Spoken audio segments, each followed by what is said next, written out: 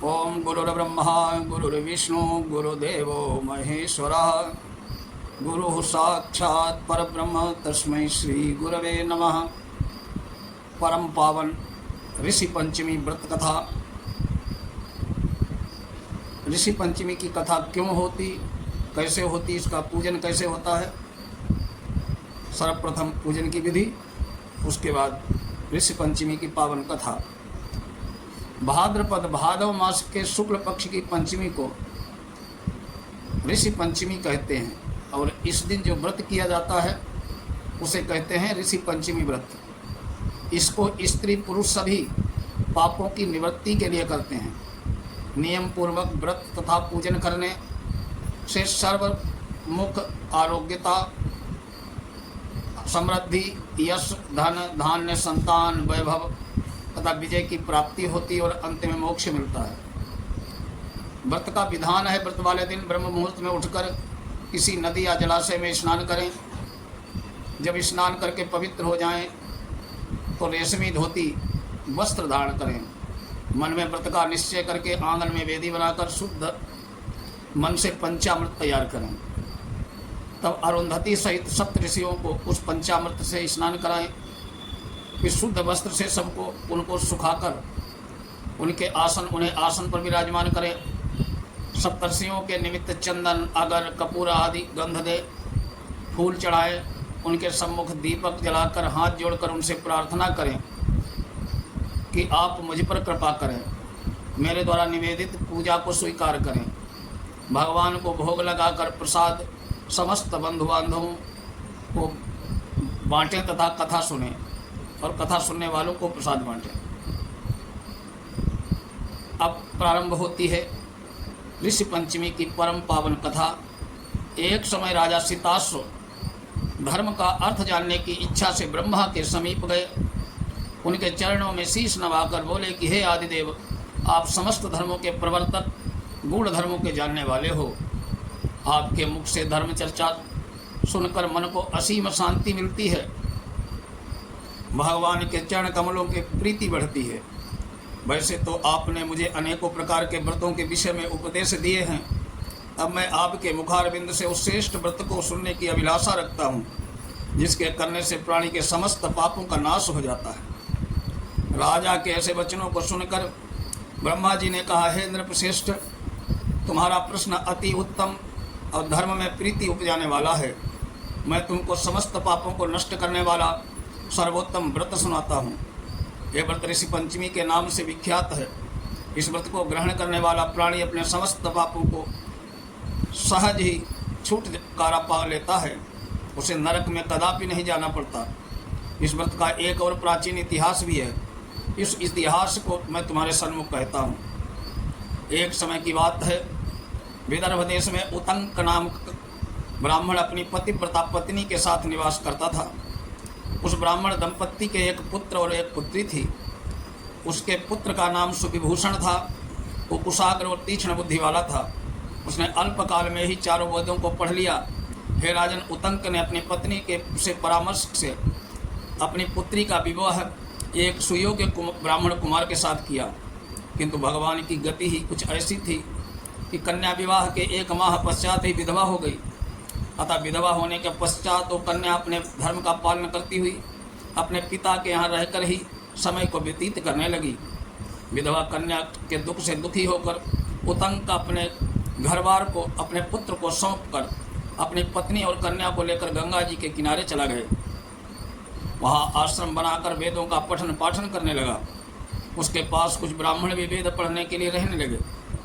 कन्या भी अपने धर्म का पालन करती हुई अपना समय व्यतीत कर रही थी। उस नित्य प्रति मन लगाकर माता पिता की सेवा करती। एक दिन समस्त कार्यों से थककर वो शिला पर आराम करने के लिए लेट गई। थकान के कारण उसको अपने शरीर की सुध न रही। भगवान की गति से अर्धरात्रि के समय उसके शरीर में कीड़े उत्पन्न हो गए। शिष्यों ने जब उस कन्या के शरीर पर कीड़ों को देखा तो उन्होंने जाकर गुरुपत्नी को बताया।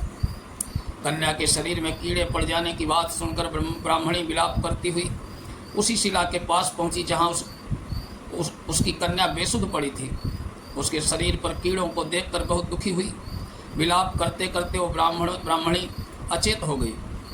जब उसे चेत हुआ तो उसने सोती हुई कन्या को गोदी में उठाया और अपने पति उतंक के सामने ले जाकर रख दिया। कन्या की दशा को देखते हुए ब्राह्मणी ने अपने पति से कहा कि हे स्वामी, आप कृपा करके मुझे बताएं कि मेरी इस साध्वी कन्या की दुर्दशा किस दुष्कर्म के कारण हुई है। अपनी पत्नी की बातों को सुनकर उतंक मुनि थोड़ी देर के लिए शांत होकर हृदय में भगवान का ध्यान करने लगे। उन्होंने अपनी ज्ञान शक्ति के द्वारा कन्या के पूर्व जन्म के समस्त वृत्तांतों को जान लिया। तब वे अपने नेत्रों को खोलकर बोले, हे प्रिय, ये कन्या अपने पहले जन्म में एक ब्राह्मणी थी। उस समय इसने रजस्वला होते हुए भी घर के घड़े आदि बर्तनों को छू लिया था। उसी पाप के कारण इसके शरीर में कीड़े पड़ गए। इसने शुद्ध होने के बाद अपनी सखियों के साथ ऋषि पंचमी के व्रत को देखकर भी उसका आदर नहीं किया था। व्रत के दर्शन के प्रभाव से तो इस जन्म में इसको उत्तम ब्राह्मण कुल को प्राप्त हुआ, परंतु व्रत का तिरस्कार करने के कारण इसके शरीर में कीड़े पड़ गए। मुनि के वचनों को सुनकर ब्राह्मणी बोली, हे स्वामी, जिस व्रत के दर्शन मात्र से आपके समान तेजो में उत्तम कुल में इसका जन्म प्राप्त हुआ है, जिसका तिरस्कार करने से इसके शरीर कीड़ों से भर गया, उस महान व्रत को आप कृपा करके मुझे सुनाएं। उतंक प्रसन्न होकर बोले, हे सुशीले, ये व्रत समस्त व्रतों में उत्तम है। इसके प्रभाव से समस्त पाप नष्ट हो जाते हैं। इस व्रत को धारण करने वाला निश्चय ही दैहिक, भौतिक और दैविक तीनों प्रकार के कष्टों से छूट जाता है। व्रत को धारण करके स्त्रियां सौभाग्य को प्राप्त करती हैं। ये महान व्रत भादव मास के शुक्ल पक्ष में पंचमी को होता है। इस व्रत के प्रभाव से उसे पूर्व जन्म का स्मरण होता है। अब इस व्रत की कथा है जो भविष्योत्तर पुराण की ऋषि पंचमी की कथा कही जाती है। एक बार युधिष्ठिर ने प्रश्न किया कि हे देवेश, मैंने आपके मुख से अनेकों व्रतों का श्रवण किया। अब आप कृपा करके पापों को नष्ट करने वाला कोई उत्तम व्रत बताएं। राजा के इन वचनों को सुनकर श्री कृष्ण जी बोले कि हे राजन, अब मैं तुमको ऋषि पंचमी का उत्तम व्रत सुनाता हूँ, जिसको धारण करने से स्त्री समस्त पापों से छुटकारा पा लेती हैं। हे इंद्रपोत्तम, पूर्व समय में वृत्तासुर वध करने के कारण इंद्र के उस पाप को 4 स्थानों में बांट दिया। पहला अग्नि की ज्वाला में, दूसरा नदियों के बरसाती जल में, तीसरा पर्वतों में और चौथा स्त्री के रज में। उस रजस्वला धर्म में जाने अनजाने उससे जो भी पाप हो जाते हैं, उसकी शुद्धि के लिए ऋषि पंचमी का व्रत उत्तम है। ये व्रत सामान्य से 4 वर्णों की स्त्रियों को करना चाहिए। इसी विषय में एक प्राचीन कथा का वर्णन करता हूँ। सतयुग में विदर्भ नगरी में स्नेह जनित एक राजा हुए। वे प्रजा का पुत्रवत पालन करते थे। उनका आचरण ऋषि के समान था।